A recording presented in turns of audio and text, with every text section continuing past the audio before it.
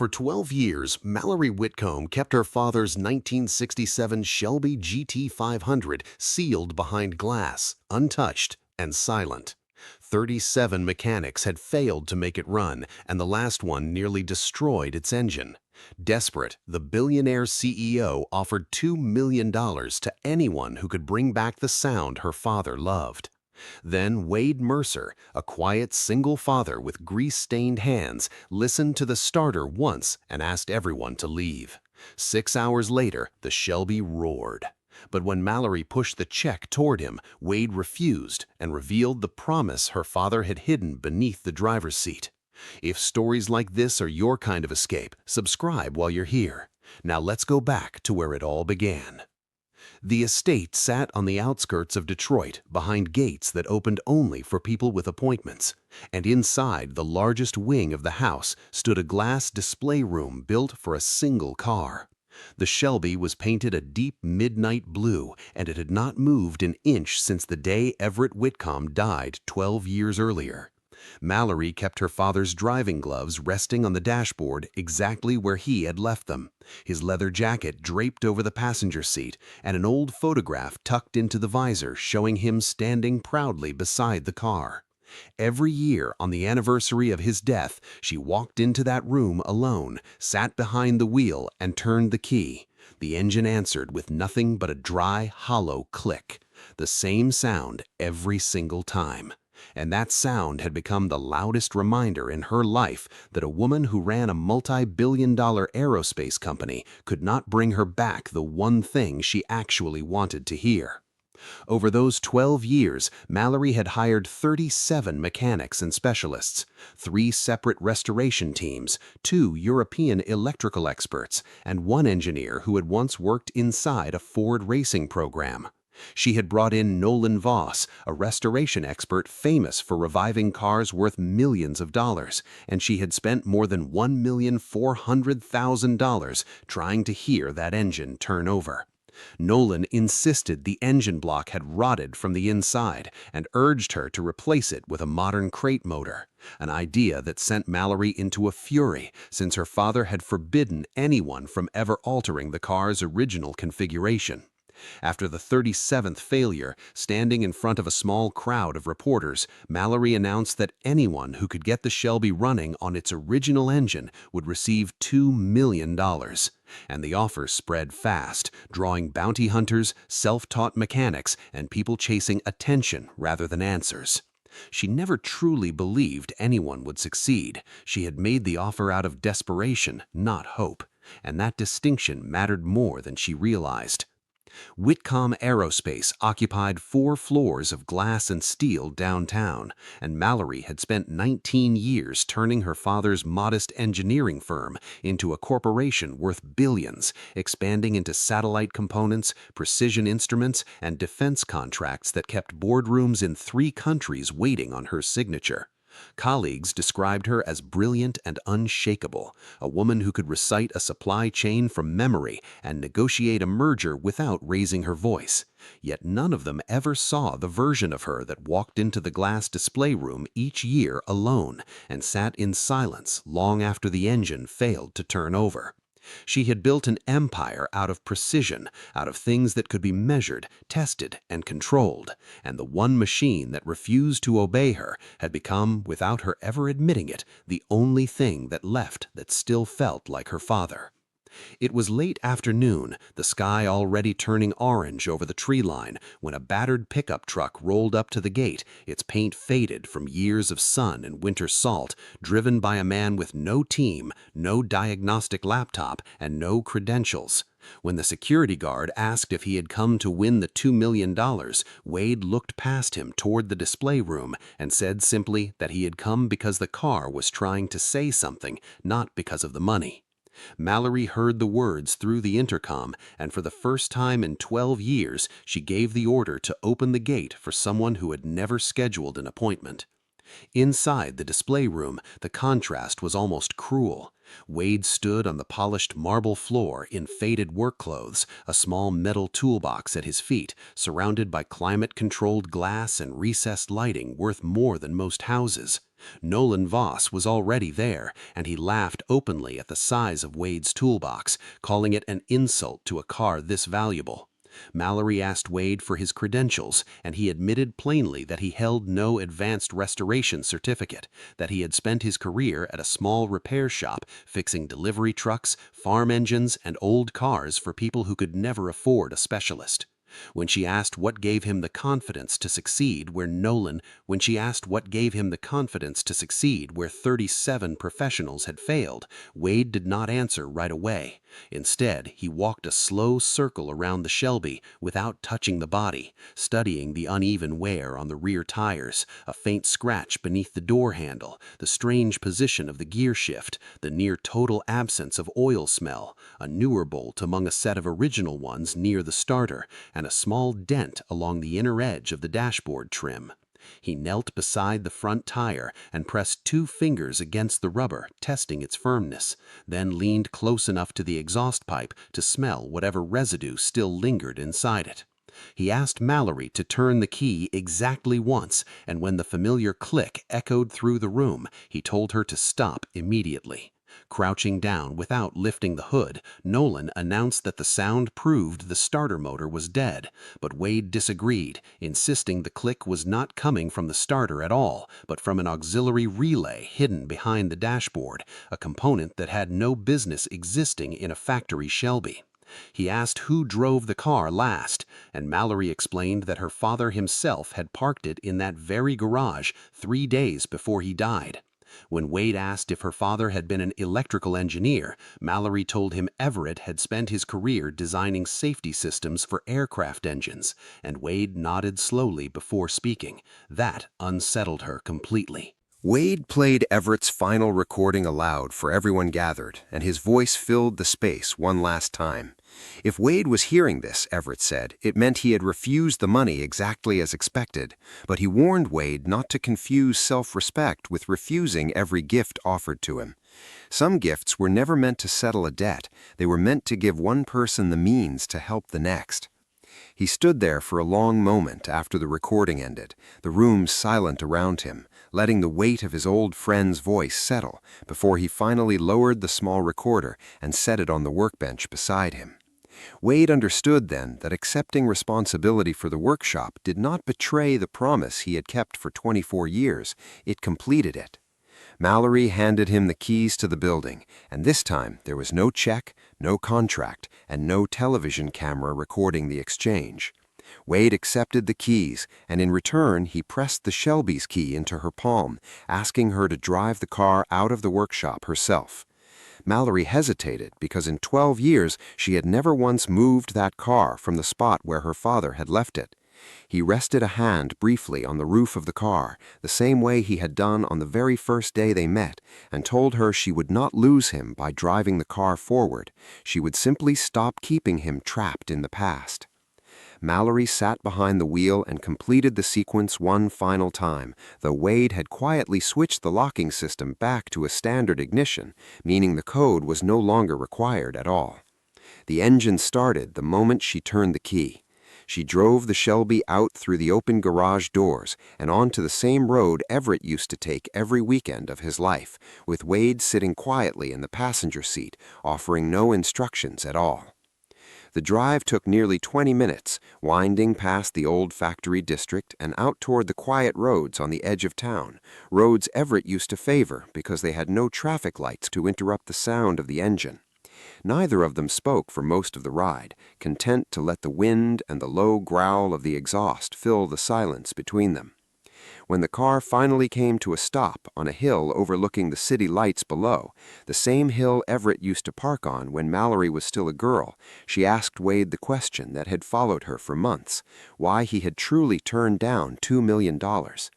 Wade answered that money could repair a roof, buy new tools, and change the course of a person's life, but if he had accepted that check as payment for a promise, he would have spent the rest of his life feeling as though he had sold something that was never his to sell in the first place. Mallory asked what he meant. Wade looked at the same steering wheel Everett had once gripped and answered simply, "Your father's kindness."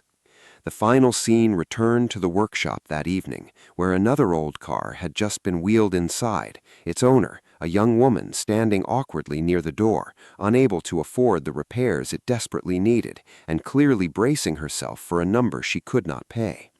Wade lifted the hood without asking a single question about money, and Mallory set Everett's old toolbox down beside him, ready to help, her sleeves already rolled up the way her father's used to be.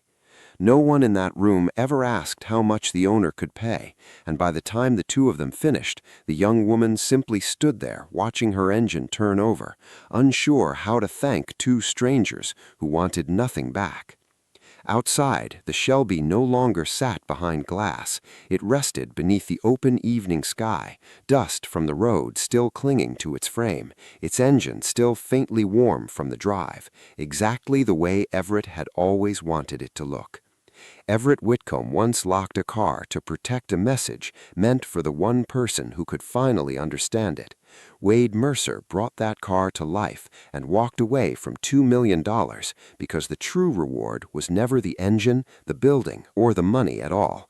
It was the chance to turn one act of kindness from 24 years ago into a road that other people could now choose to walk as well. If this story stayed with you, subscribe for more unforgettable journeys like this. Thanks for watching, and we'll see you in the next story. Her hands trembled slightly as she opened it, half expecting to hear her father's voice the instant the lid came free. The case itself was empty, and Mallory assumed the clue had already been lost forever.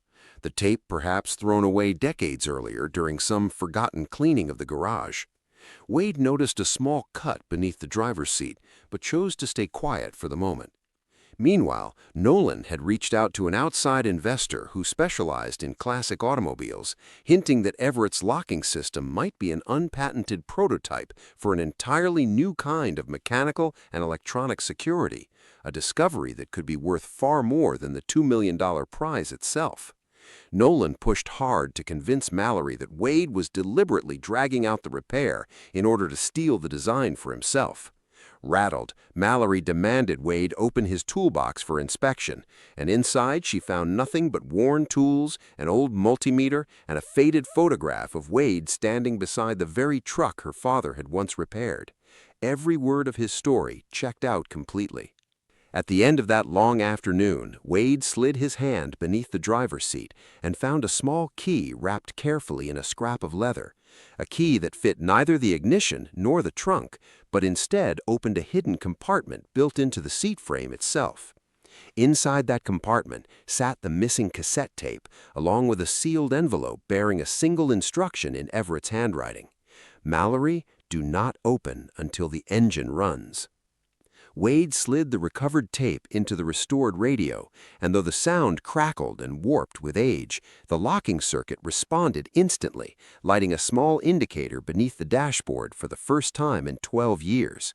He explained that the sequence was almost complete, but warned that the engine oil needed to circulate manually first, since the car had sat motionless for so long, and he asked for a few more hours to check every cylinder, fuel line, and lubrication point by hand.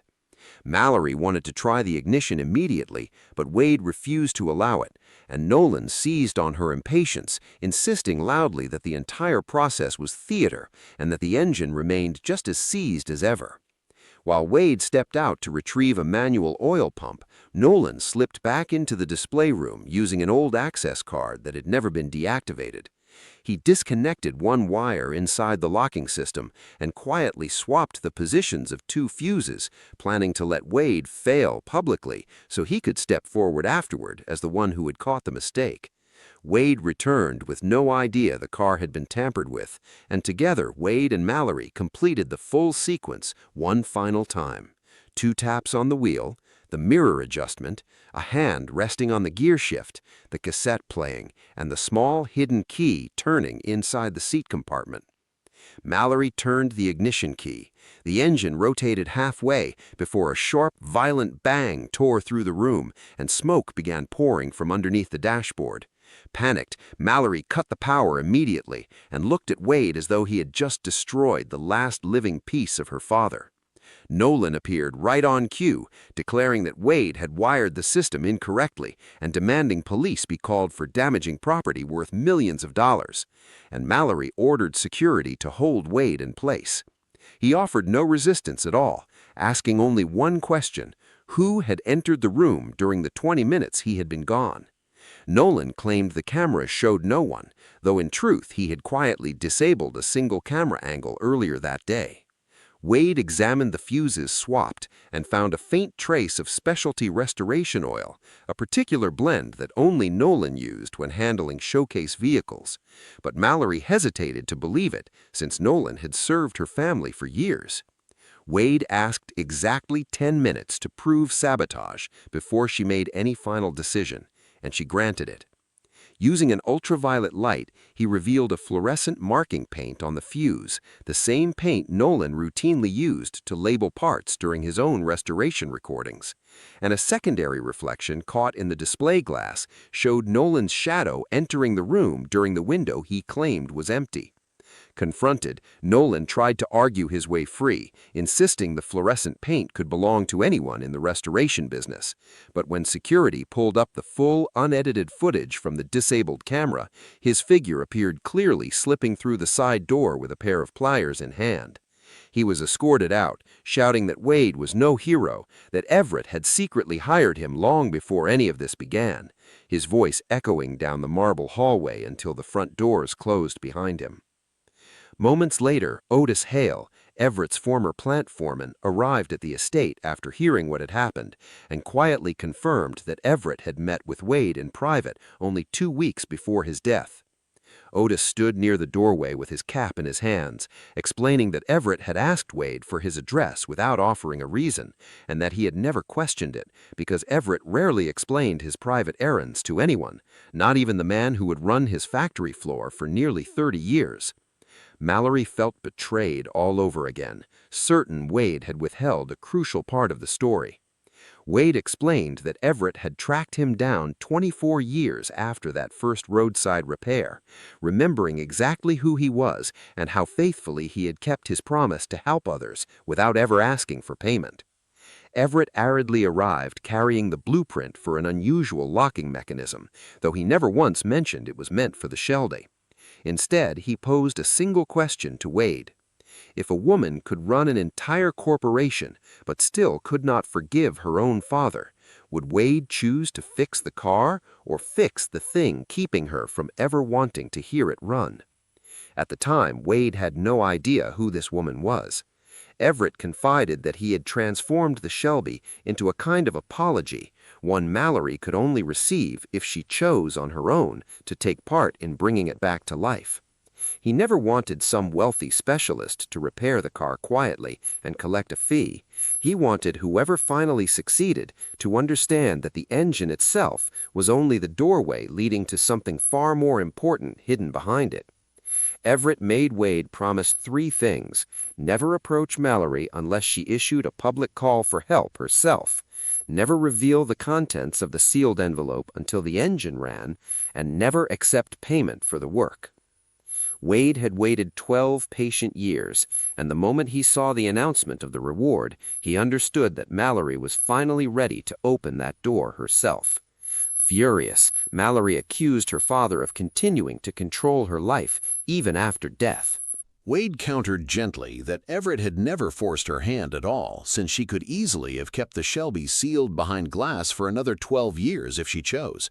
The words landed hard, and Mallory realized, perhaps for the first time, that she was the one who had turned the car into something closer to a grave, not her father. She chose to continue. Wade repaired the swapped fuses, replaced a burned section of wire, checked the oil pressure again, and confirmed the engine itself was completely intact, proving that all 37 previous experts had failed simply because they treated the car as a broken machine rather than a locked message. Several of them even attempting to force current directly into the starter, unaware that Everett had designed the system to cut ignition entirely the moment anyone tried to bypass the sequence. While Wade worked, Bryn called her Everett's longtime attorney and close friend of the family, discovered an old document sealed inside his private safe, an addendum to his will that had never been made public. It stated plainly that if Wade Mercer ever succeeded in starting the Shelby and refused Mallory's cash reward, Bryn was authorized to open a second sealed file. Mallory stood in stunned silence. Her father had predicted not only the prize she would eventually offer, but the exact decision Wade would make in response to it. And inside that second file waited a legal transfer of property worth more than $2 million made out to a man who had no idea it existed at all. Enjoying the journey? A quick subscription helps us keep bringing you stories like this. Now let's see if the Shelby finally comes back to life. Wade had been working for nearly 6 hours straight by the time the sky outside began to turn toward evening, the very hour Everett had always chosen to take the Shelby out for a drive each weekend. Mallory settled into the driver's seat, and for the first time in the entire process, she was no longer behaving like an executive overseeing a contractor. She was simply following instructions the way she once followed her father's voice as a young girl learning to drive. Standing beside the open door, Wade asked her to remember the very first time Everett had taught her to handle this car, and Mallory admitted she had stalled the engine 3 times that day, yet her father never once lost his patience, telling her only to stop forcing the car to obey and instead listen to what it actually needed. The phrase matched almost word for word the same philosophy Wade had followed all along, and Mallory suddenly understood that her father had never doubted her ability at all. He had simply grieved watching her grow too afraid of failure to listen to anything, including him. They ran through the sequence one final time together. 2 taps on the wheel, the mirror turned to Everett's remembered angle, a hand resting on the gear shift, the cassette playing its worn recording, the hidden key turning inside the seat, 3 slow blinks from the small indicator light, and only then the ignition key itself.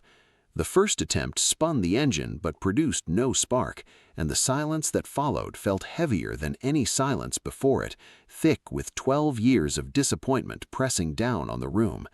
Mallory wanted to stop her hand, already pulling back from the key, but Wade told her to hold it exactly 2 seconds longer, his voice calm and certain in a way that steadied her own shaking fingers.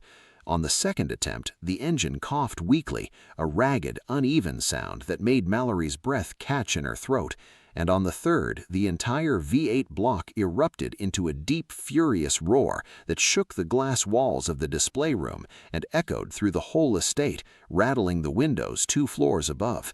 Mallory sat frozen behind the wheel, both hands pressed against the dashboard, tears falling silently down her face, and Wade stepped back to let the moment belong to her and her father alone.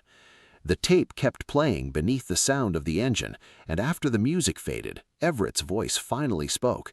If she was hearing this, then the car was running, and she had finally sat still long enough to listen.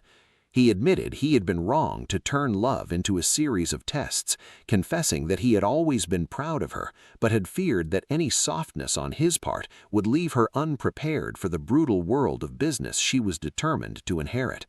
He apologized for the final argument between them, the one that had convinced her for 12 straight years that she had somehow disappointed him. The Shelby, he told her, was never meant to be his most valuable possession. His true legacy was the ability to stop, to listen, and to help someone who could never repay the favor. And the engine continued its steady roar as Mallory heard her father's voice for the first time in over a decade.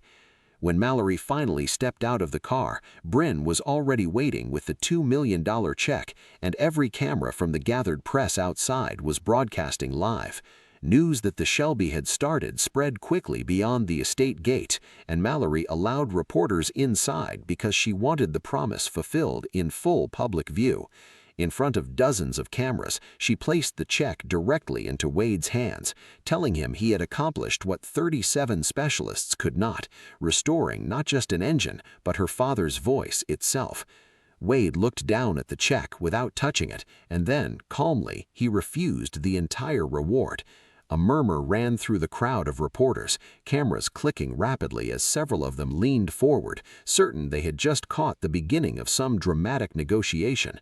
Reporters assumed he was simply negotiating for more money, and some questioned whether he might be trying to claim ownership of Everett's hidden technology.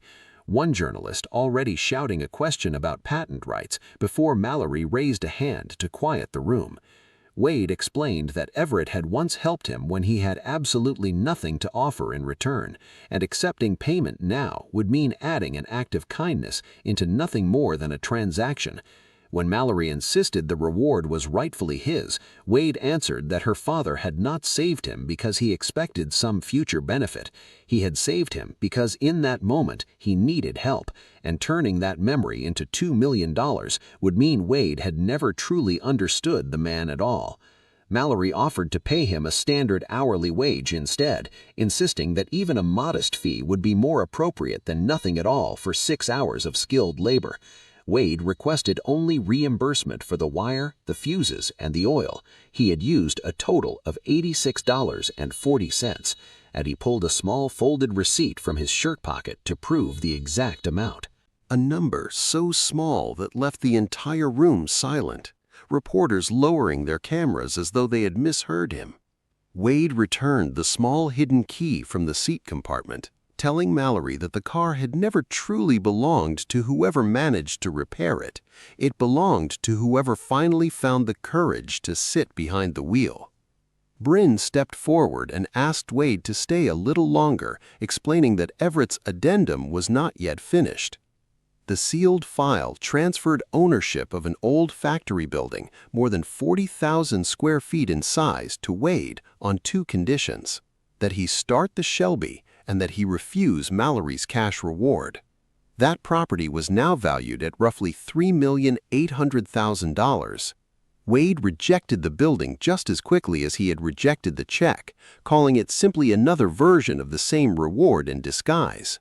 Bryn clarified that Everett had not intended the property as a personal gift to Wade at all. The paperwork required the space to operate as a restoration workshop and a free training program for people trying to rebuild their lives from very little and slowly.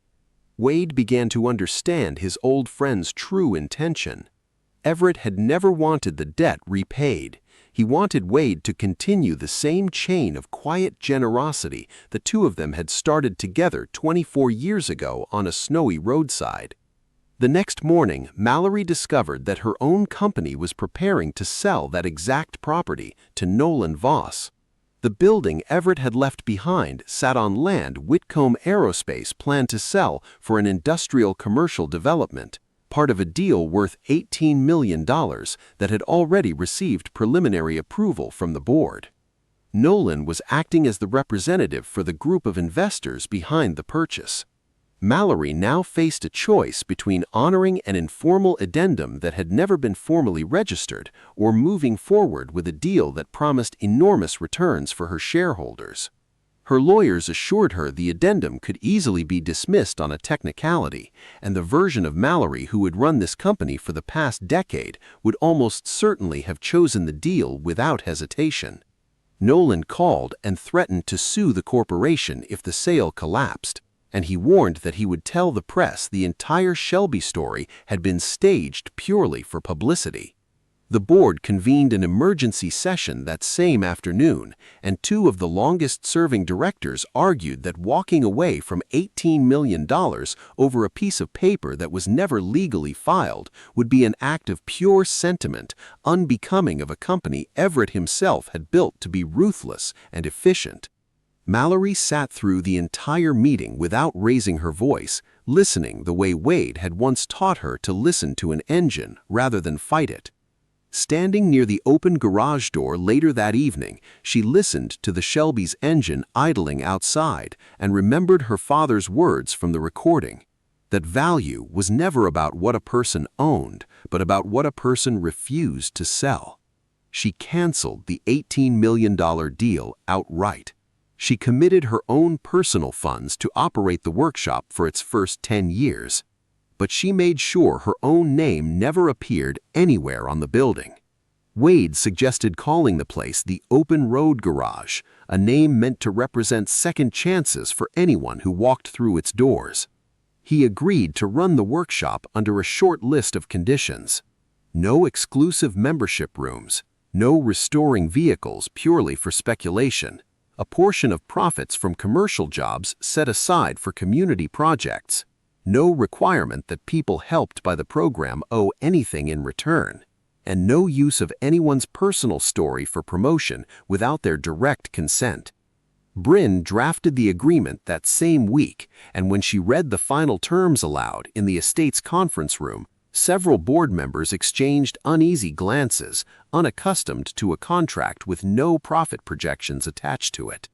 Mallory accepted every single term without argument. Otis Hale later handed her an old toolbox that had belonged to Everett, its metal corners worn smooth from decades of use. And inside it she found a handwritten list naming dozens of people her father had quietly helped over the years. Some entries dating back nearly 30 years, each one accompanied by only a first name and a single line describing what had gone wrong in their lives before Everett arrived. Mechanics he had trained for free, families whose heating bills he had quietly paid through a local church, and a young widow in Ohio whose car loan he had settled without ever telling her who had done it. The list proved that Wade was never the exception to some rule. He had simply been one name among many in a story Everett never told anyone, not even his own daughter. Mallory realized she had believed she knew every asset her father owned, yet she had known nothing at all about the most important part of his life. She invited Wade to keep the Shelby permanently at the new workshop, but Wade declined ownership outright, asking instead that it simply be present for opening day, not displayed behind glass as a relic, but driven on real roads the way it was always meant to be used. The night before the opening, Wade discovered that Everett had left behind one final recording, a message meant for him alone. 6 months later, the open road garage held its official opening on a cool autumn morning, the kind of clear day Everett had always preferred for driving. The old building had been restored but still carried its original brick walls, its heavy lift equipment, and the faded metal sign that had hung there since Everett's era, repainted but never replaced, exactly as Wade had insisted it should be. Mallory did not appear on any stage as a corporate executive that day. She wore her father's old work jacket and stood beside Wade on the workshop floor. No podium and no press release, just the smell of oil and the low hum of machines finally being put back to use. Rows of folding chairs filled the workshop floor, occupied by the very people whose names had appeared on Everett's old handwritten list. Men and women who had once received quiet help from a stranger and never learned his full story until now. The Shelby sat at the center of the room, no longer roped off behind velvet stanchions or sealed glass, its blue paint catching the light from the tall factory windows above. Wade played Everett's final recording aloud for everyone gathered, and his voice filled the space one last time. If Wade was hearing this, Everett said it meant he had refused the money, exactly as expected, but he warned Wade not to confuse self-respect with refusing every gift offered to him. Some gifts were never meant to settle a debt. They were meant to give one person the means to help the next. He stood there for a long moment after the recording ended, the room silent around him, letting the weight of his old friend's voice settle before he finally lowered the small recorder and set it on the workbench beside him. Wade understood then that accepting responsibility for the workshop did not betray the promise he'd kept for 24 years. It completed it. Mallory handed him the keys to the building, and this time there was no check, no contract, and no television camera recording the exchange. Wade accepted the keys, and in return, he pressed the Shelby's key into her palm, asking her to drive the car out of the workshop herself. Mallory hesitated because in 12 years she had never once moved that car from the spot where her father had left it. He rested a hand briefly on the roof of the car, the same way he had on the very first day they met, and told her she would not lose him by driving the car forward. She would simply stop keeping him trapped in the past. Mallory sat behind the wheel and completed the sequence one final time, though Wade had quietly switched the locking system back to a standard ignition, meaning the code was no longer required at all. The engine started the moment she turned the key. She drove the Shelby out through the open garage doors and onto the same road Everett used to take every weekend of his life, with Wade sitting quietly in the passenger seat, offering no instructions at all. The drive took nearly 20 minutes, winding past the old factory district and out toward the quiet roads on the edge of town, roads Everett used to favor because they had no traffic lights to interrupt the sound of the engine. Neither of them spoke for most of the ride, content to let the wind and the low growl of the exhaust fill the silence between them. When the car finally came to a stop on a hill overlooking the city lights below, the same hill Everett used to park on when Mallory was still a girl, she asked Wade the question that had followed her for months: why he had truly turned down $2 million. Wade answered that money could repair a roof, buy new tools, and change the course of a person's life. But if he had accepted that check as payment for a promise, he would have spent the rest of his life feeling as though he'd sold something that was never his to sell in the first place. Mallory asked what exactly he meant. Wade looked at the same steering wheel Everett had once gripped and answered simply, "Your father's kindness." The final scene returned to the workshop that evening, where another old car had just been wheeled inside, its owner, a young woman, standing awkwardly near the door, not able to afford the repairs it desperately needed, and clearly bracing herself for a number she could not pay. Wade lifted the hood without asking a single question about money, and Mallory set Everett's old toolbox down beside him, ready to help, her sleeves already rolled up, the way her father's used to be.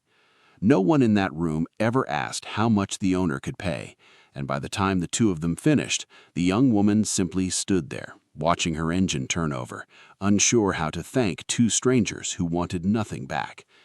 Outside, the Shelby no longer sat behind glass. It rested beneath the open evening sky, dust from the road still clinging to its frame, its engine still faintly warm from the drive, exactly the way Everett had always wanted it to look. Everett Whitcomb once locked a car to protect a message meant for the one person who could finally understand it. Wade Mercer brought that car to life and walked away from $2 million because the true reward was never the engine, the building, or the money at all. It was the chance to turn one act of kindness from 24 years ago into a road that other people could now choose to walk as well. If this story stayed with you, subscribe for more unforgettable journeys like this. Thanks for watching, and we'll see you in the next story.